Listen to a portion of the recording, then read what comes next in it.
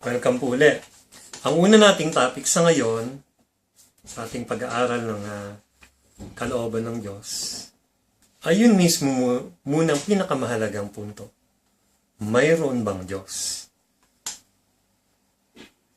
Napakahalaga nito kasi marami ng tao ang dahil sa iba't ibang mga naririnig nila, nakikita nilang mga kasakunaan na nangyayari sa daigdig, mga personal na mga pagdadalamhati, marami na nagdududa sa pag-iiral ng Diyos.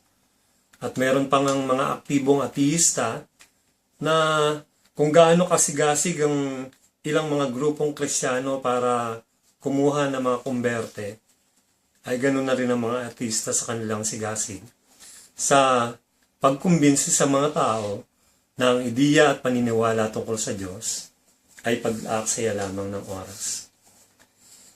Kaya ang tanong, mayroon nga bang Diyos? Paano natin mapapatunayan sa mga tao na mayroon talagang umiiral na Diyos? Hindi natin pwedeng gamitin ang Biblia, syempre pa, dahil unang-una na nga, sila ay duda tungkol sa pag-iral ng Diyos mismo. Ngayon, magsimula tayo sa pamamagitan ng paggamit ng lohika.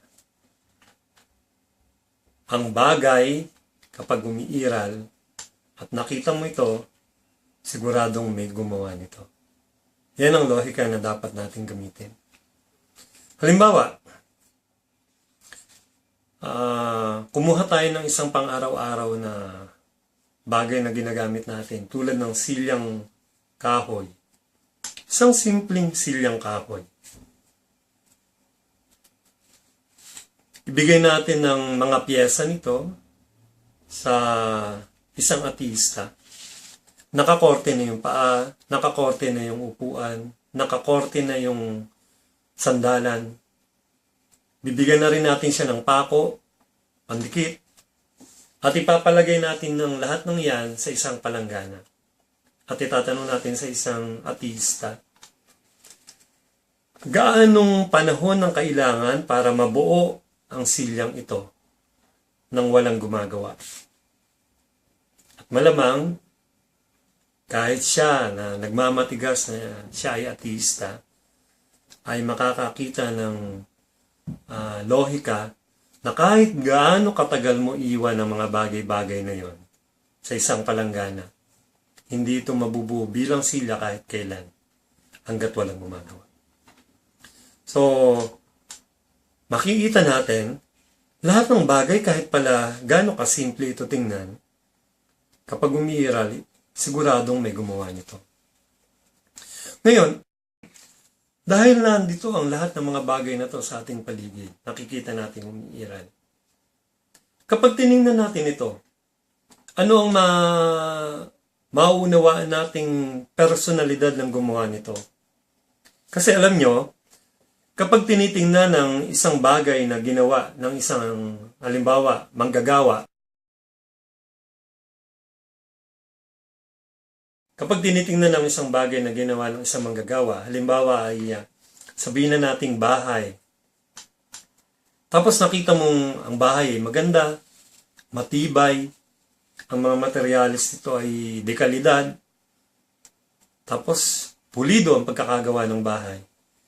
Matitiyak mo na yung manggagawa nito ay mahusay, may kakayanan, may kaalaman, at may malasakit doon sa gagamit ng kanyang ginawa.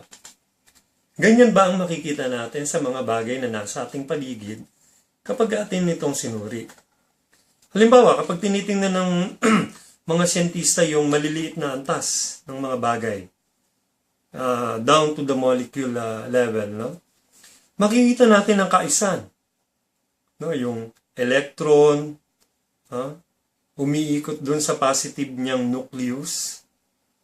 At kapag binibilang nila yung bilang ng electron sa paligid ng isang nucleus, nakikita nila yung kaisan.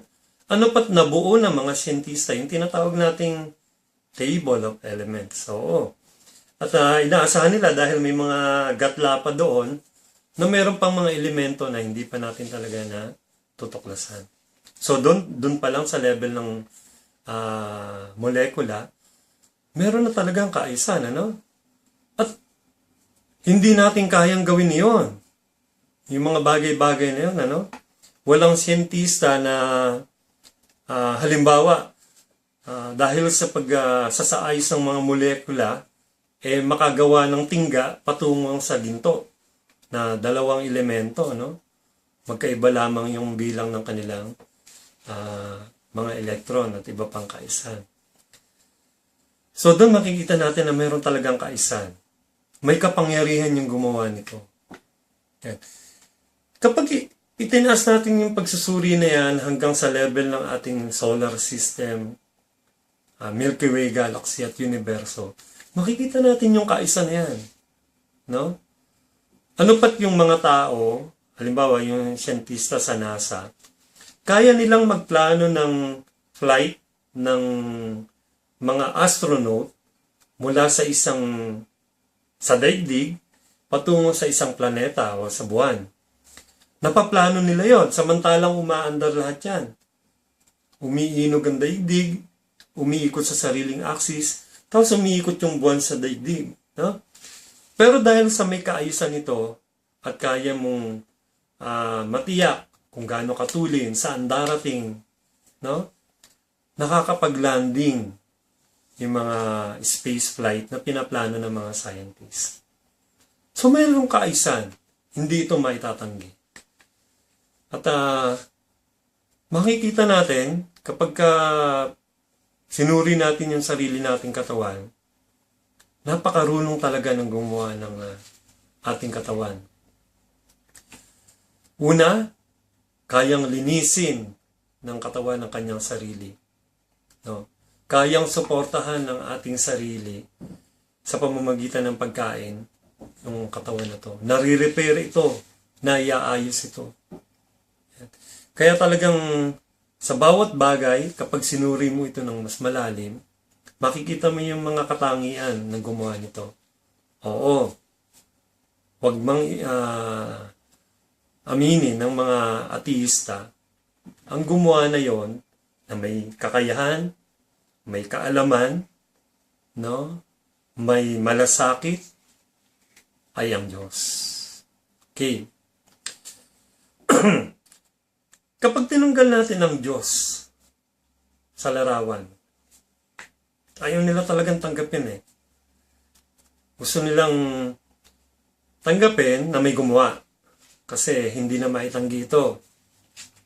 Pero ang gumawa, ayaw nilang ibigay na ang tawag doon ay Diyos. Kanino mo ito ibibigay? No? Sa English ay kanino mo i-ascribe yung pagkakalikha ng mga bagay-bagay. Sabi nila, siguro, nung unang panahon, merong pumunta ritong mga taga-ibang planeta. Okay. Bigyan na natin ng maikling bahagi sa usapan yung point na merong taga-ibang planeta. Ay yung taga-ibang planeta, sino ang gumawa sa kanila? Saan sila nagsimula? Saan sila nagmula? Di ba? So kahit italon-talon mo pa sa ibang bagay, yung pagkakalikha ng mga nasa paligid natin, sa dulo at dulo nito, kailangan tanggapin ng isa yung pinakamakapangyarihan. Yung tinatawag na unang sanhi. The first cause. At yan ay walang iba kundi ang Diyos na makapangyarihan sa lahat. So I hope sa maikling discussion ito, no, napatunayan natin nang walang duda na ang Diyos ay umiiral. Na ang lahat ng bagay na ating tinataglay, ginagamit, at pinakikinabangan, kasama ng ating buhay at katawan, ay bigay ng Diyos. So karapat-dapat ang Diyos na ito ng ating pagkilala. Hindi po pwedeng panay lang ang tanggap natin, no? Tinatanggap natin ang kanyang suporta, tinatanggap natin ang kanyang regalo na buhay, tinatanggap natin yung kanyang katawan na ibinigay, yung mga materyales na kanyang inilalaan, ang araw, ang tubig, ang ating pamilya, mga mahal natin sa buhay. Tapos, ni hindi natin siya kilala. So, yan ang point ng pag-aaral na to. Kikilalanin natin ang napakabuting manlilikha na yan sa pamamagitan ng channel na to. At inaasahan ko na sa susunod na topic, nandyan muli kayo upang magkasama tayong mag-usap. Maraming salamat.